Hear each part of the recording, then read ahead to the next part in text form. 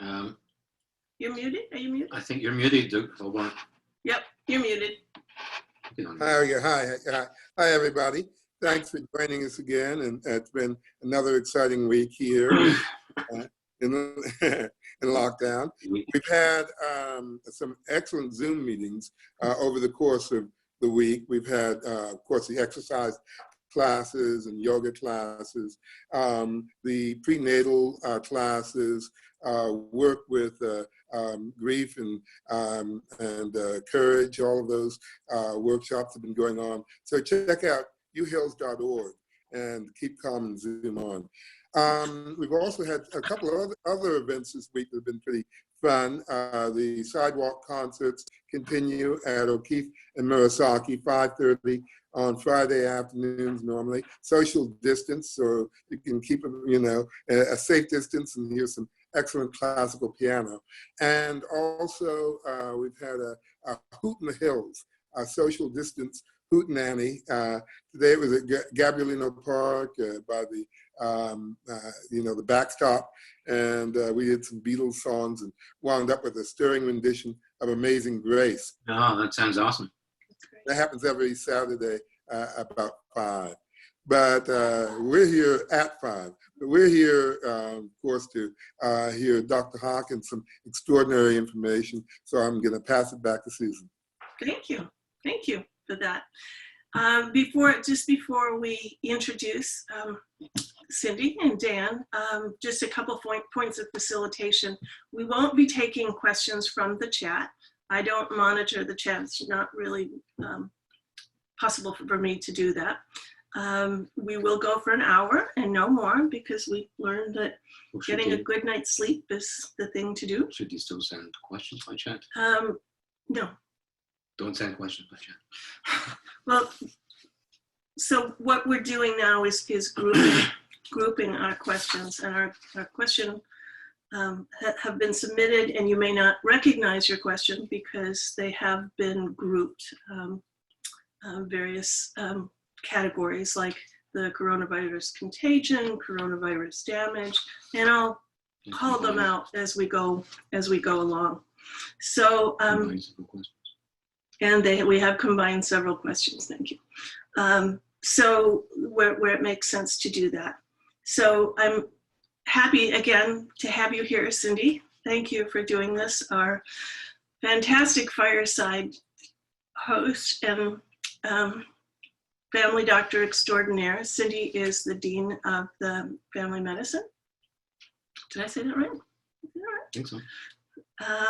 Chair of Family Medicine. Yeah, that's right. Chair. Yeah. Not Dean. Sorry. It's okay. You just promoted you, Cindy. That's great. Yeah. You gave her a pay raise, so that's really, really good. You're welcome. You deserve every penny, Cindy. And do you want to introduce Dan? Yeah, I'll give you your official introduction. I would just say that I met Dan. We moved here 5 years ago, and I met Dan very shortly after that. And I would say Dan is one of my favorite people in the world. He is an absolute mensch, and really enjoyed whenever we've had a chance to interact. But here's the official introduction. Dan's been active in the COVID-19 related clinical and research projects since the beginning of the pandemic. His lab is working on a clinical trial sponsored by NIH to test the efficacy of the antiviral drug remdesivir. In addition, Dan is a current leader of the BRAID, which is the Biomedical Research Acceleration, Integration, and Development, which is, as you just said, Dan, the coalition of all 5 UC medical centers that have clinical translational science awards from the National Institutes of Health. This is part of regional and national studies focused on the use of convalescent plasma for COVID-19 disease prophylaxis and possibly for treatment. Finally, Dan is part of a national group of pediatric thought leaders focused on strategic planning to reopen schools as safely as possible. That's wonderful. Thank you. So I'm going to do what we have been doing now for several weeks, which is to ask you for your reflections, Cindy and Dan, on the week. How has it been for you? What are you seeing? What are we learning? Cindy? So I'll say we've had another busy nonstop week of caring for patients, preparing for the surge of COVID patients. And I have to stop and say thank you to each and every one of you, because what you're doing is working. The dreaded surge that we have been preparing for has not arrived. Of course, we have plenty of patients who are infected with COVID, but not exceeding the capacity of our healthcare system. And we're so grateful for that. I'm also noticing that people seem to be kinder. They seem to be paying more attention to one another and appreciating one another, and just taking a moment to count our simple blessings, those things that keep us going, that are so important. And I'm also inspired that not only here at UCI and in our community in Orange County, but really the whole world is uniting against a common challenge. And it's really very inspiring and gives me hope that we're going to find a way out of this together. That's wonderful. It's wonderful. Dan, how about you? Yeah, even before I heard Cindy, who's also, and Eric and Cindy are among my favorite people too, by the way. I spent quality time with Susan. And Susan, I don't know Susan well enough, but I'm sure she is. And the message of hope is really important. And from my perspective, I'll just tell you this one story about this issue of the potential use of convalescent plasma as a therapy. So I got a call about 6 weeks ago, right at the very beginning of this, from a really good friend of mine named Mike Joyner, who is an anesthesiologist at Mayo Clinic. So what does an anesthesiologist have to do with this? Well, he's just an interesting thinker, and we've been working together actually in the field of exercise science. And so we'd known each other for many years.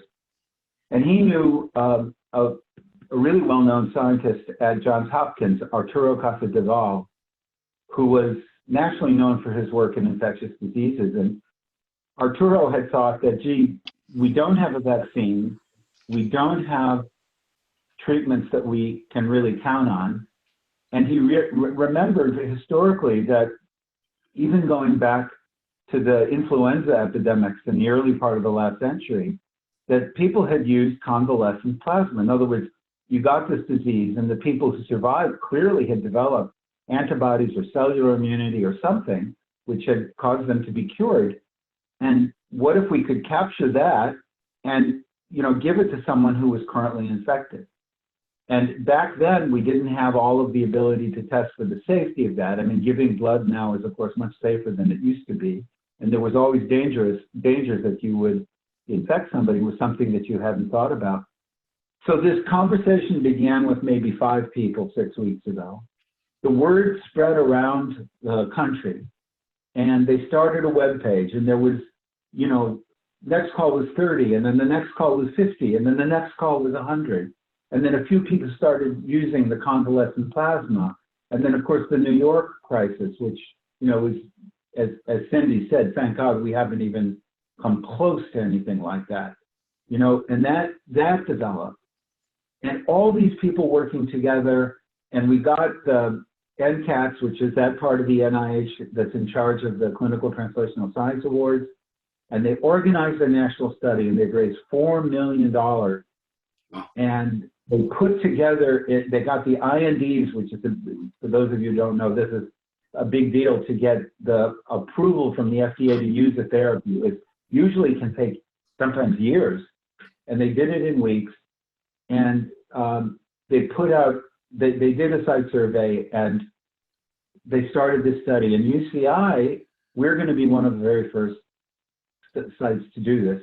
And this is really for prophylaxis. So this is going to be for people who are at high risk of exposure, like frontline healthcare workers, because the history of convalescent plasma, when it's used, is that it's most effective early on, as opposed to, unfortunately, very later in the disease. You use this if you get the rabies treatment, if you've bitten by some animal that might have been rabid, you use hyperimmune kind of approach. We use it in pediatrics all the time for the respiratory syncytial virus in little babies. We haven't figured out a vaccine yet, but we use monoclonal antibodies, which is again another form. So to see this blossom has been fantastic. And then one more quick story, and I'd love to, just hear what people have to say. So about 7 days ago, a group of fellow pediatricians and myself, we were all simultaneously losing sleep over the idea of school restarting, because school has to restart. If the economy is going to restart, school has to restart. And we realized there is no good data from the previous epidemics that can help us guide how to do this. And so we organized this group of 10 or 12 leaders from around the country, among them the CTSA PIs. And for me, to be part of that club is fantastic, because after we had these 10 people, we discovered that 3 of them are members of the National Academy of Medicine, which is a very, very big deal. And we put together an article in about 3 days that we've submitted, and we've started to talk about creating an organized national plan to open schools in as safe a way as possible and to learn as much as we can. The thing, again, I'm sorry, I'm ranting, keep going, I'll stop in 30 seconds. The thing about children is, fortunately, they don't seem to have the symptoms that adults do. In the whole UC system, hospitalized, there's maybe 40 children. Now, that's not to say that there hasn't been an occasional child who has died and have been very sick, but nothing like we see in adults. So that's the good news. The problem is that we were worried that many children are carriers and asymptomatic. And if we reopen schools incorrectly, the kids are going to come home, and particularly in areas of health inequities, where there are multi-generations of families living together in much smaller spaces than we are blessed with here in our own neighborhoods, where we can walk around. And as long as I have my 22 out, Eric doesn't bother me. He stays away, right, Eric? You see me with the gun. Absolutely. But we're very, very fortunate. We really have to be concerned that we do the school reopening in the right way, and we study it very, very carefully and make sure that it doesn't trigger another surge. So being part of those, testing though, Dan, isn't testing going to be a major factor here? testing is going to be huge. You probably know this well, Eric, because this is your field. There's been, all these different companies and universities coming out with different tests. We still don't know exactly what this antibody means. The World Health Organization, as you know, came out with a message today, which I think, sounded to everybody very discouraging. But I think, where they said there's no evidence yet of how long this immunity lasts. I think their point was, because I've been called, for example, from people in our Little Saigon in right here in Orange County, where one of the physicians obtained about 2,000 kits from a Korean company, which is a finger stick, and you drop blood on a piece of filter paper. It's like a pregnancy test. Are you going to tell people based on a test that's never been really validated, you're okay now? It reminded me of when many years ago I was doing a study on preventing obesity and type 2 diabetes in lower socioeconomic kids, and we did oral glucose tolerance tests. So many of the women here who were pregnant remember the oral glucose tolerance test. It's a blood test.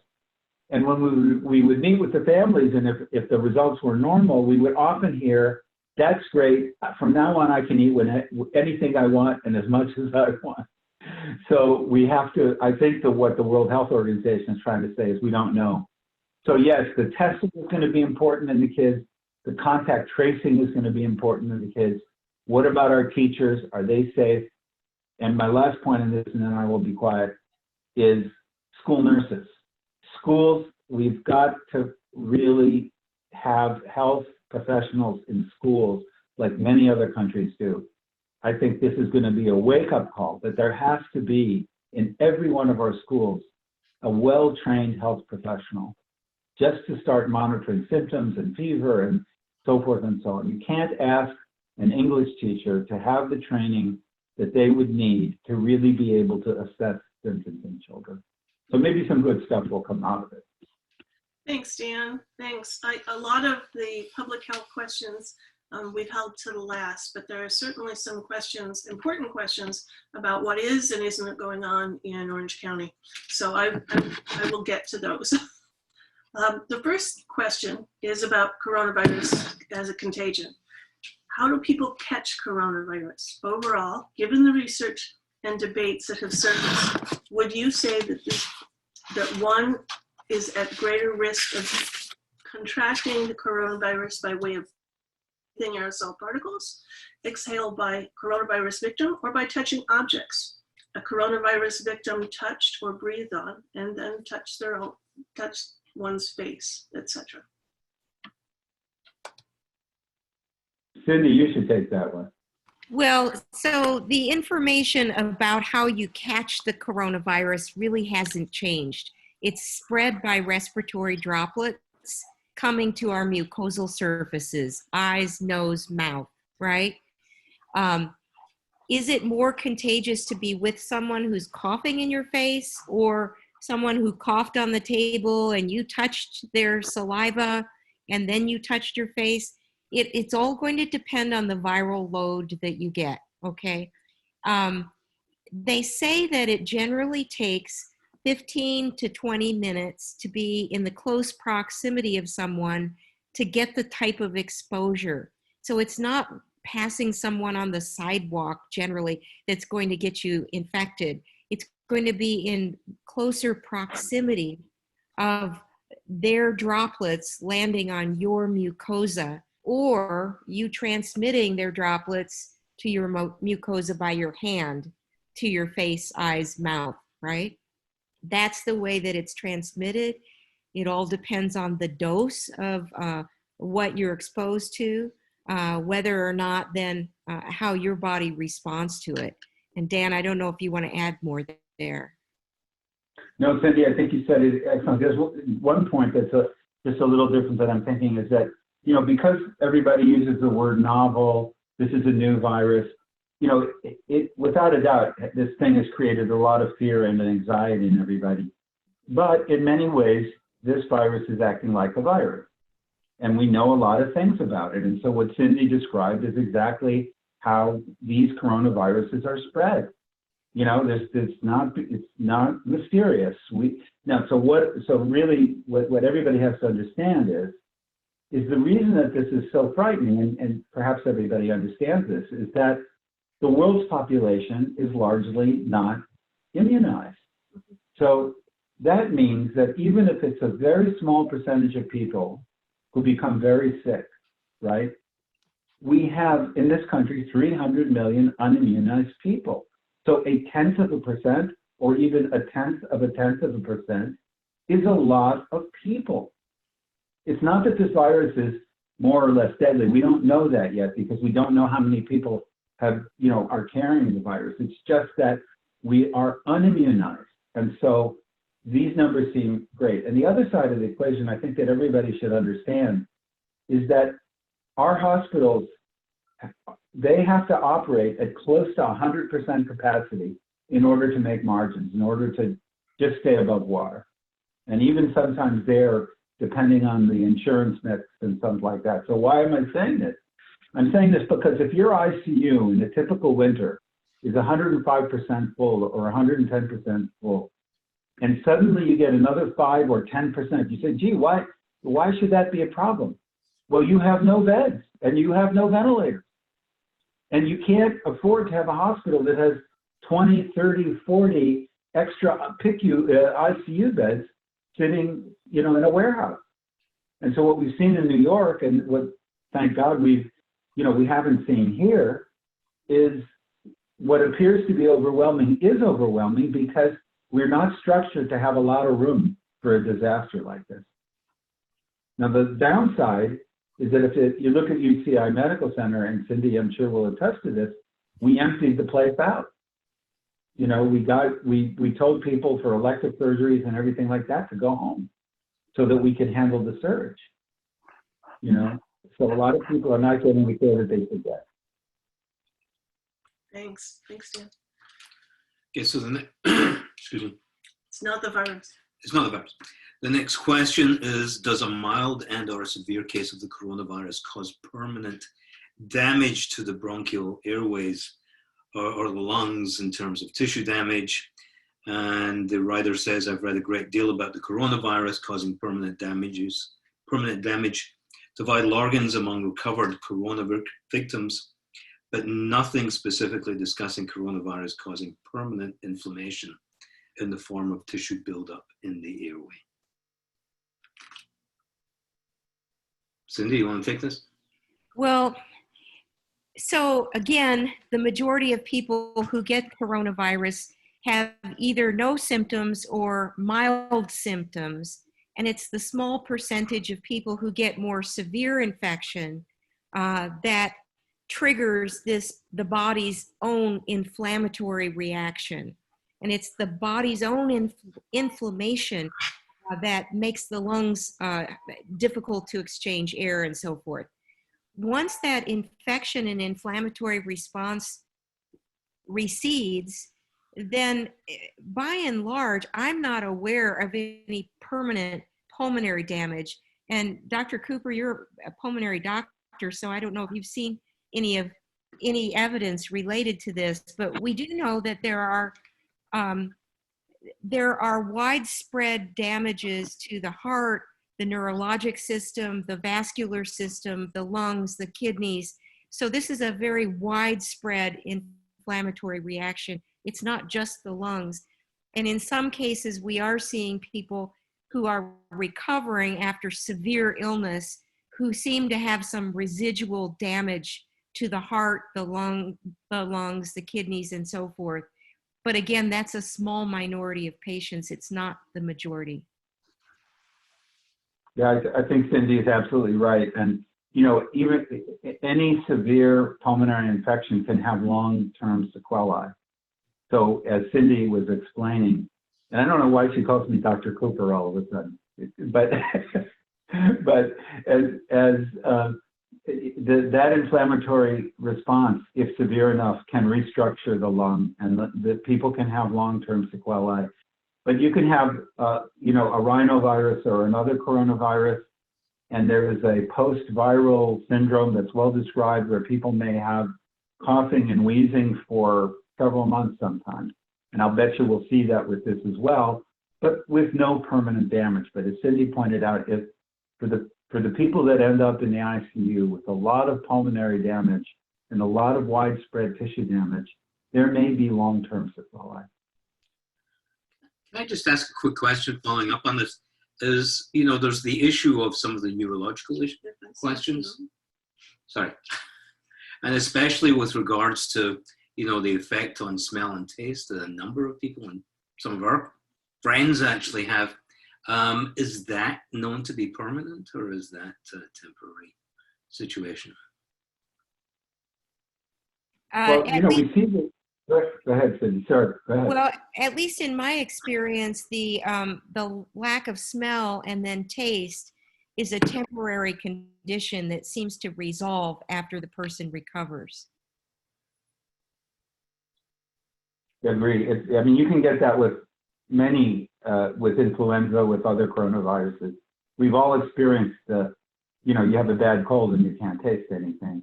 That's not necessarily neurological, I think, so much as the local inflammation and the impact on the smell. True, but this is a neurotropic virus, so there are some concerns there. Okay, sorry. Thank you. This is No, great information. You're right.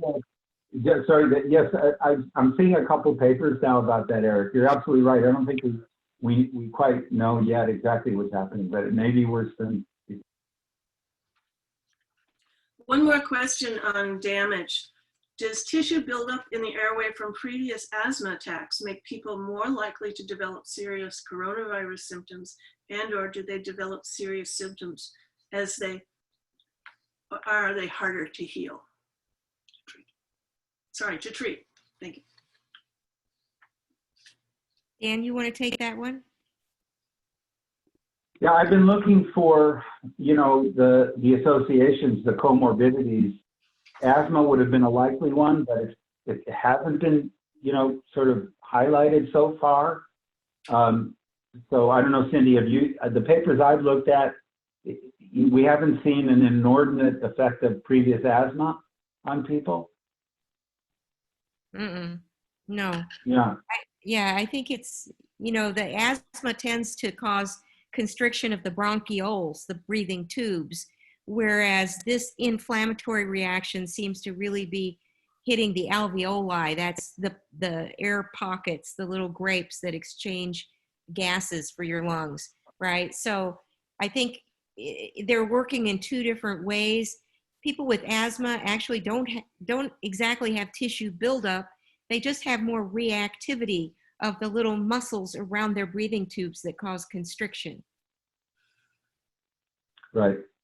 The big comorbidities, the big things that are seem to be associated are obesity, hypertension, I think in the recent NYU article, and the presence of diabetes.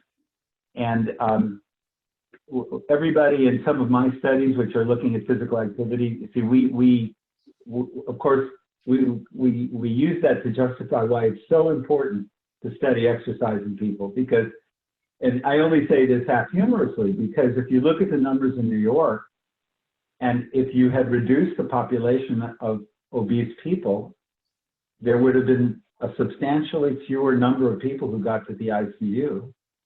And we know in children, and though we haven't seen this yet, that an obese child who finds his or her way to the pediatric ICU does substantially worse and requires much more supportive care than a kid with a similar underlying disease who's not obese.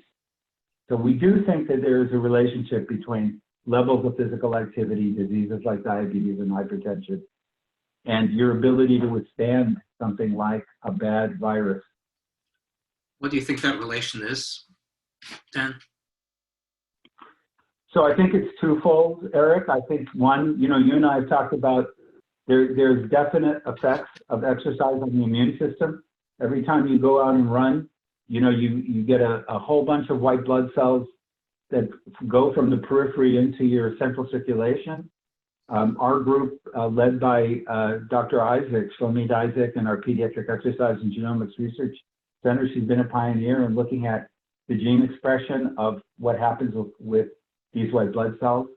And so I do think that there is an effect, probably a helpful effect of exercise on immune reactivity, and it tunes it in a way that it's most effective. But that's a hypothesis. Thanks, Dan. Thanks. I'm noticing that there are questions that are coming into the chat, and perhaps those are people who didn't hear me say that we won't be able to take questions in the chat tonight. Next week. But we can do that next week. We will, thank you. We will capture those questions so that we can do those next week. I still have 2 full pages of questions, and they're all good ones. So I'm going to jump back in here. The next area that people are interested in is the coronavirus mutations. I have heard that the virus is very likely to mutate. There are some articles about the different subtypes or generations of the virus. What's the difference between the subtypes of a virus and of a mutated virus? That's a good question. This sounds like a question for Eric. Okay. I was turning that over to Eric as well. I think we better turn that over. Well, fortunately, I can let him talk now. yeah, thank you. That's very nice. Well, fortunately, we had a Zoom meeting yesterday with one of my colleagues, and this was the issue that came up. So I would, as I've been looking at this, I would, if for the person who who sent in this question, for anyone else who's interested, I would recommend you go to the website nextstrain.org. Nextstrain.org. It is fascinating. You can get an actual live movie of how this virus has spread from its beginnings in Wuhan, China, and around Europe until it got to the west coast of the US and the east coast of the US, and how this has evolved. And there are several thousand mutations that have developed. And I know when this came up a few weeks ago, I said, this virus, I don't think, as I understand it, compared with influenza, doesn't mutate as much. I stand very much corrected on this. But a lot of these mutations are what they call silent mutations. That is, it doesn't have any effect on the proteins, it doesn't have any effect on its ability to infect, but it allows an ability to see how the virus is changing over time and as it goes into different populations. And so at this point, the major proteins that are involved in the viral replication, the so-called spike protein that's important in binding to the receptor on our cells that allows our cells to be infected. There's nothing major that has happened with that. And I would say so far, there's nothing like that. But, you know, there is the potential for this. And I watched a very scary documentary on the Spanish flu this week, showing that there are mutations. I think it is mutating at this point. There's nothing to worry about in terms of the mutations. It's being documented, and if anything serious comes up, this will be found. In terms of the second part of the question, which is how is this different between the subtype of a virus? I'm not sure what the question means in terms of subtype, but if you're talking about a serotype, it means that you would need to have enough of a change that you could detect this at the antibody level. And that means there would have to be a change in the protein itself. So these small mutations that would probably be 1 or 2 amino acids or a few amino acids that don't affect the protein itself, that's not going to have a real effect. But it's a great question. It's a really important question. It's a question that's being addressed by many researchers around the world. We're so fortunate to You took the words right out of my mouth. That's exactly what I knew you were going to say that, Dan. I knew you were going to say that. But check this out. The movie is incredible. Okay. With the next generation of will the next generation of the virus lose its deadliness compared to the earlier generations? Or as you pointed out, could that go the other way around? I don't know. Can you predict anything like that, Eric? I don't think we can. I don't think we can. I mean, I look back to, you know, as I say, I'm watching this documentary to go to sleep the other night, and it's like keeping me awake with my eyes wide open. You know, in 1918, you know, the first wave that came through of the Spanish flu was very scary, but it wasn't devastating. But then the next wave that came through in 1919 was totally devastating. It was much more deadly. And part of that was because, you know, Philadelphia went ahead with the war bonds where San Francisco and St. Louis didn't. So there are those factors, but we don't know. And again, that was influenza. This is coronavirus. Let's get to the questions about antibodies and immunity. Okay? What do we know about the tests for antibodies? Do the current antibody tests test specifically for COVID or just for antibodies to coronavirus in general? Dan? Cindy? So the reason I know about this is because, you know, again, and I'll be brief, it's out of my field, but here's what I do know from my friends across the campuses. It's very chaotic right now. The FDA relaxed the rules both for universities and industry to claim or to experiment with finding antibodies. And the result has been a cacophony of companies saying they have the antibody. And the problem is, and this is what we were talking about earlier on, is we don't yet know which is the neutralizing antibody, which is the antibody that actually kills the virus. And you can develop a whole bunch of antibodies. And, you know, I'm looking at Eric to make sure I don't like step in it. I probably will. But, you know, you can develop a whole bunch of antibodies for a particular viral infection, but you've got to find the ones that kill the virus, that neutralize, I should say, the virus, either by killing it or keeping it from invading the cells. To do that, you have to have the virus and you have to test. Here's my worry about this, and that is people should not have a false sense of security if even the UCI test, the one that we're now you can have your doctors, write you a prescription right now to get that blood test. We have to be very careful to let people know that if you're positive, that doesn't mean you can stop doing social distancing and you can walk into a COVID ward and without gloves. We don't know what these tests mean. And one last point is that when we think about these tests and you look at the mathematics of sensitivity and specificity, none of them reached a point yet where you can actually do screening on a wide level. There would be too many false positives and too many false negatives. So that's about what I know. And it's the impact is huge because, everybody now wants to test everybody and we're not sure what it means. I would just follow up. So Phil Feldner was in this forum last week, and he may even be on this call. But Phil has developed a really important antibody assay where it's not just like a ground up virus on a drop. It is actually every single protein that's produced by the virus individually expressed on a chip.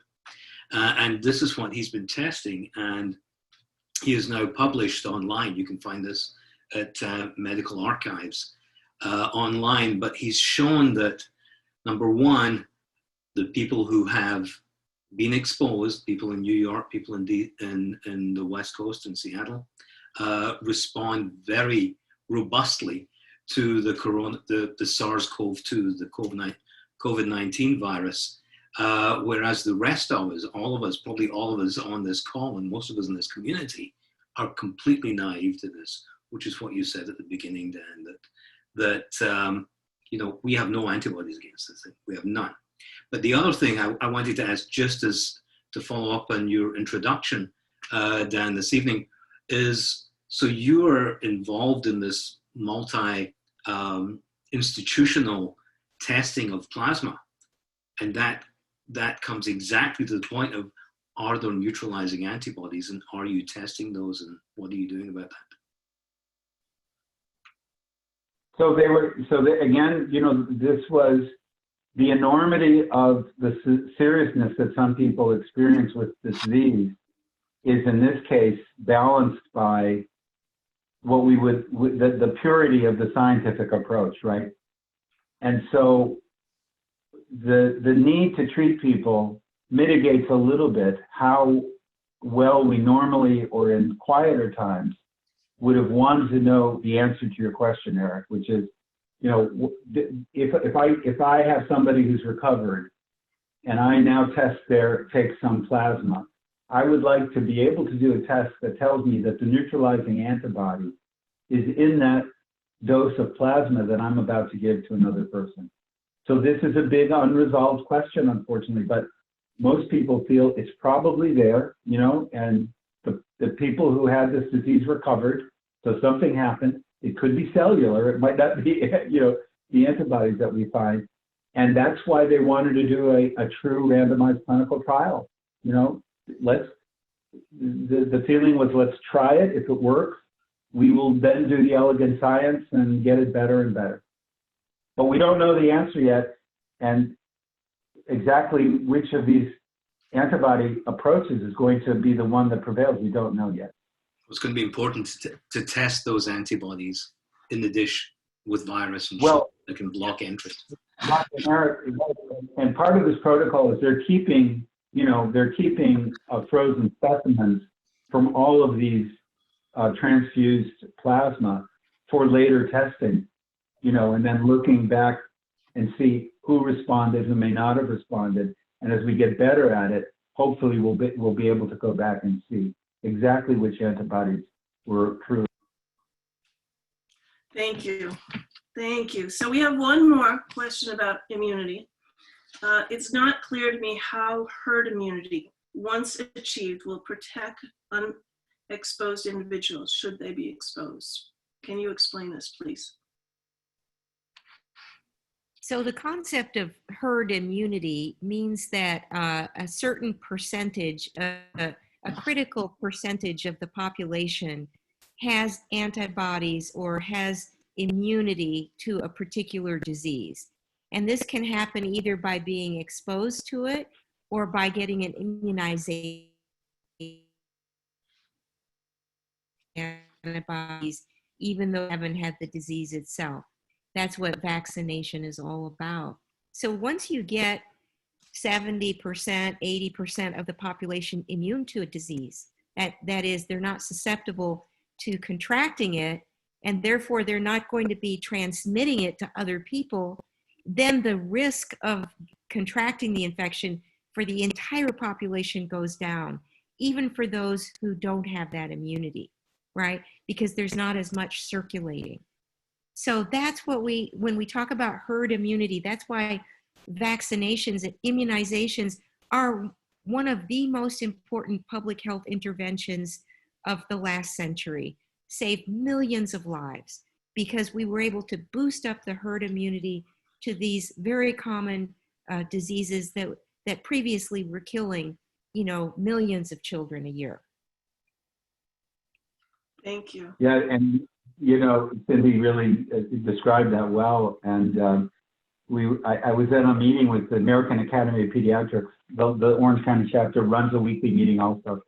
And one of the pediatricians said that a medical student said, in 20 years, I can imagine I'm going to be in my office and a mom's going to be there with her kids and say, I don't need that shot for COVID. It's not a very serious disease at all. Why do I need that immunization? So we confront that all the time with measles and mumps and diseases that we didn't experience, right? Or we did, that we didn't see the terrible side of them. But this is just something that we're going to experience in the future because of so many anti-vax people in general, And by the way, one of the ethical issues that we have to face with children is that the disease is very mild.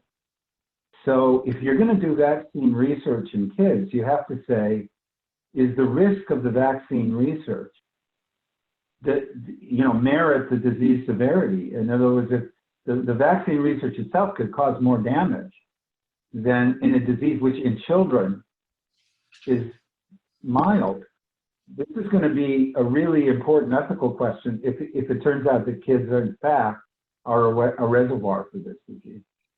Because you'd be vaccinating the kids more for the impact on the general population as opposed to the other vaccines that we give, which have a direct impact on children, like polio and chickenpox, etc. It's an interesting point, thinking about the future, looking back at COVID. I like that. I like that a lot. Would you help me with, so the next area that we're going to talk about is protection. You want me to read this? Yes, please. It goes on for 5 pages. That's not nice. It's okay. So for people who are not medical workers, where there are clear and different protocols, and who are not dealing with illness within the household, question is, when should we wear gloves? Why? And when would we expect people around us to use gloves? So that's part one. Keep it in mind, the gloves. And then secondly, since washing hands with soap and water removes the virus, I don't understand why it's considered more sanitary to use gloves than a well-washed hand when it is feasible to wash hands. And it's especially puzzling since a gloved hand may still touch a contaminated face or money or something and then not be any safer for handing something to someone else than an ungloved hand. So gloves, why are we wearing them? Why do other people have to wear them? Why is it better than washing hands? Well, my short answer to this is that I think most people who outside of medical environments don't need to wear gloves for the very reasons that were expressed in that great question. You can't really wash gloves in the same, well, you can wash gloves by detergent and so forth. In medical environments, we wear gloves when we want to maintain a sterile environment. And the minute we have the gloves, we know that we have to maintain that sterility so that we can't touch our face, we can't drop our hands. Once we're in sterile gloves, we know that we're maintaining that type of a sterile environment. I think that in the public environment, people that are wearing gloves to the grocery store and so forth, It may help remind them that they're touching objects that could be contaminated. But again, if you rub your nose with the glove, you're going to contaminate yourself the same way you would with your hand, right? And so I'm not sure that there's really a place, in my opinion, for wearing gloves out in public in general. For the very reasons. And Dan, I don't know if you have a difference of opinion on that. No, I in fact, the question reflects the idea that there's something magic about wearing the glove, as if you have your hand and you touch something that has the virus is different than if you wear your glove and you touch. No, there's no difference. And what a lot of people are worried about is that the glove might give people a false sense of security. And as Cindy said, they think, oh, I have a glove on, so I can now pick my nose. It's okay. You can't. And, you know, when we and Cindy knows this, we're taught to remove gloves in a way that never allows the external surface of the glove to touch your hand. That's what you learn, how to take the glove off. And most people don't know that. They just take their glove off. And if there was something on the glove, they're going to now have it on their hand.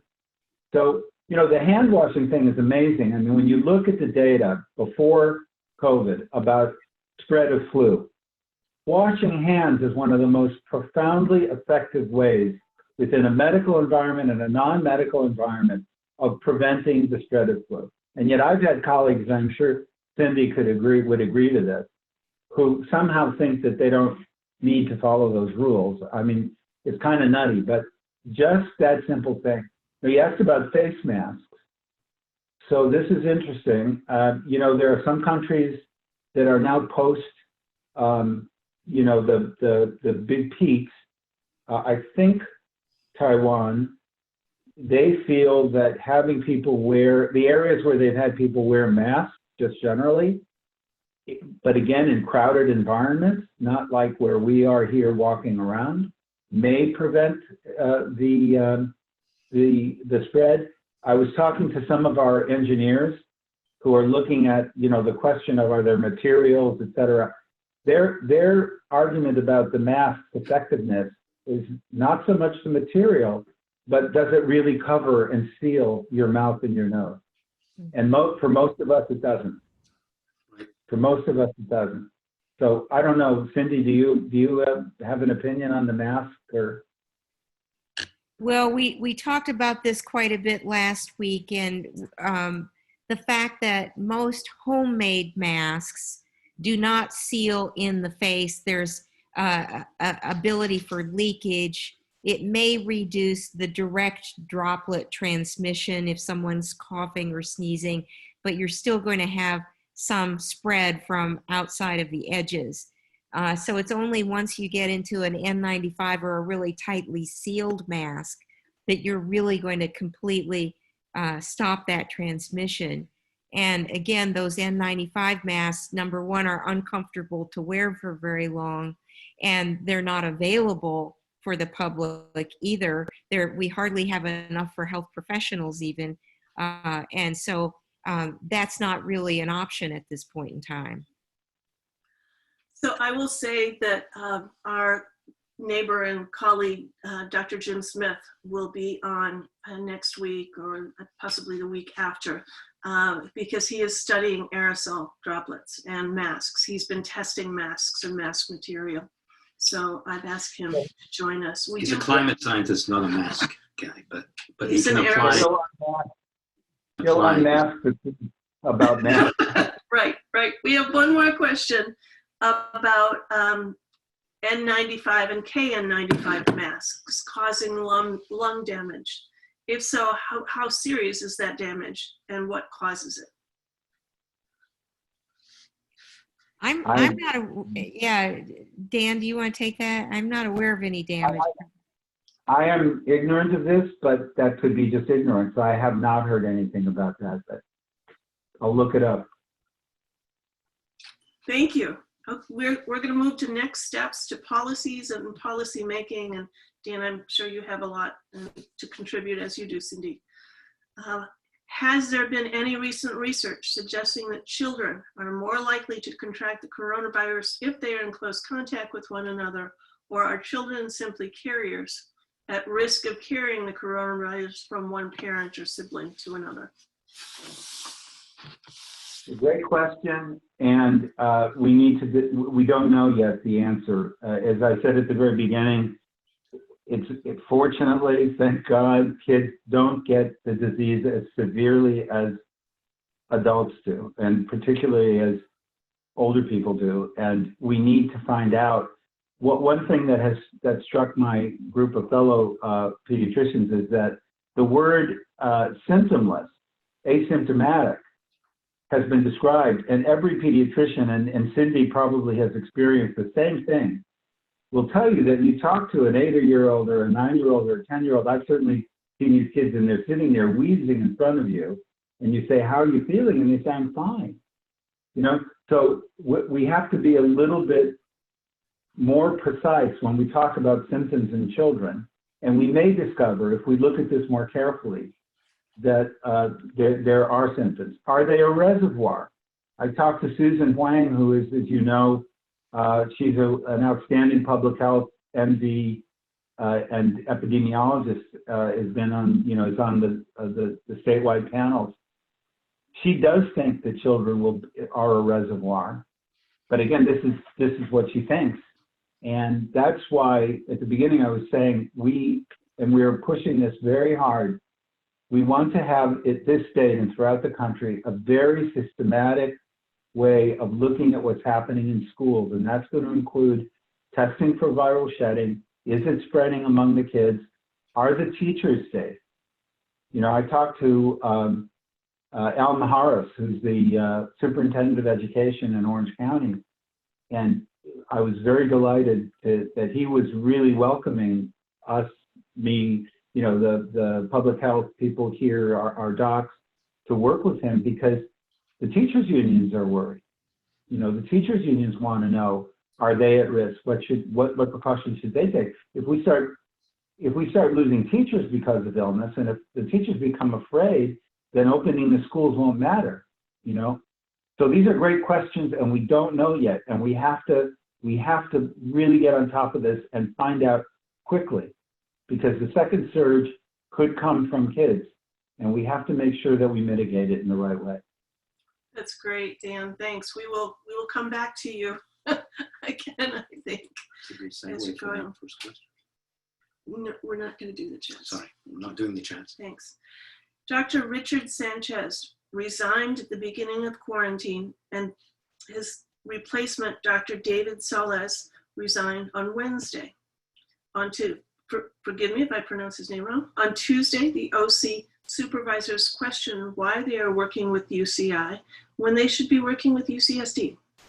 What do you think about the relationship between OC supervisors, OC healthcare agency, and UCI? What's the state of public health leadership and policy for Orange County? So let me just say that the Orange County Healthcare Agency, which is our public health department, is working very hard behind the scenes to do as much as possible.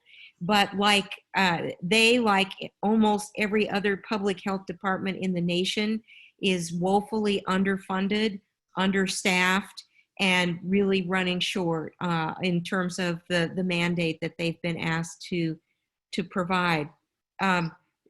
Dan and I both work with the Orange County Healthcare Agency. We serve on the Health Improvement Partnership Program.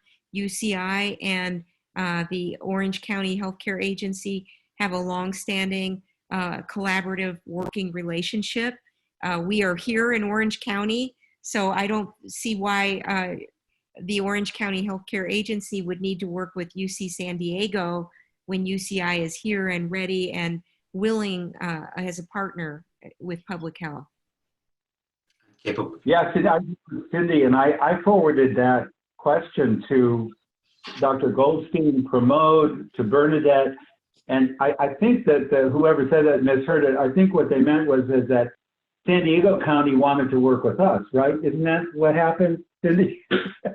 No, I'm joking. I heard no rumors to that effect. Bernadette wrote me a note. Bernadette Bowden Albala is the Dean of our Public Health. she said, I have no idea where that comes from. She's on the phone with Orange County Health Agency every day. We're working with them every day. There's no reason. I mean, we work with UCSD and we work with all the other universities.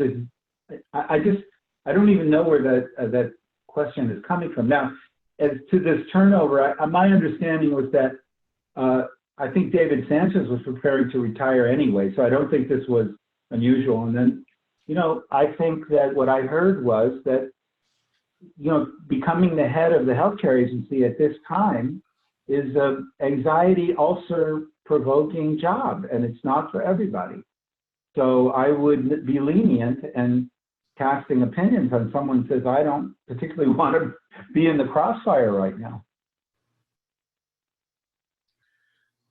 There is someone else today on the call. I said I wouldn't take any more questions from the chat in the interest of time, but there is someone on the call who could speak to, as you can see, speak to the aspect of the OC public health.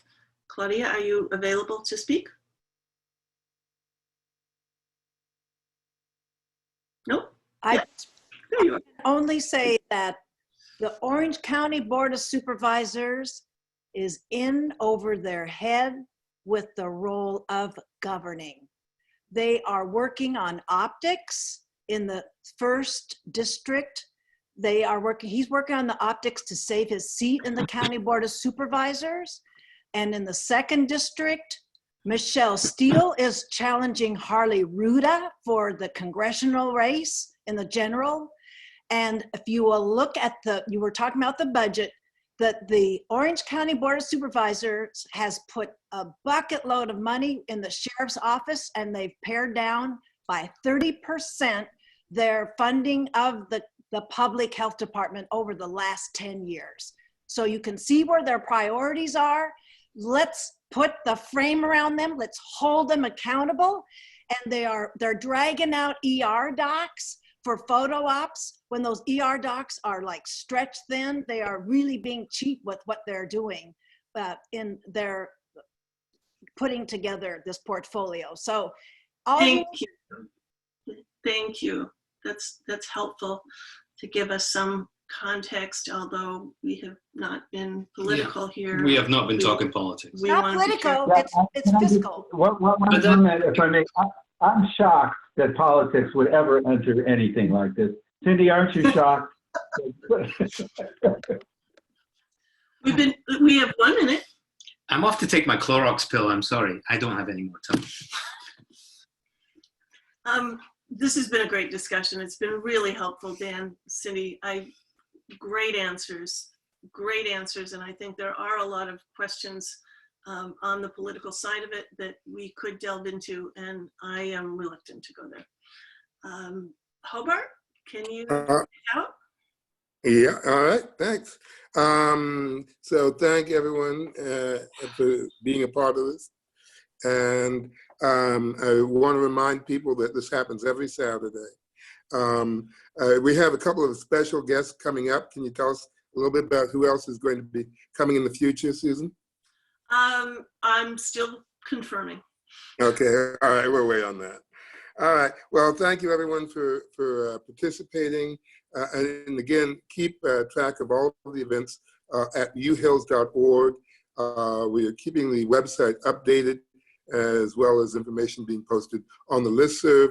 There are the Facebook pages, both for the Entertainment Committee and for Welcoming and Wellness. And there's things like the treasure hunt, a couple of contests going on, photo contest. All that information is at uhills.org. So thank you again.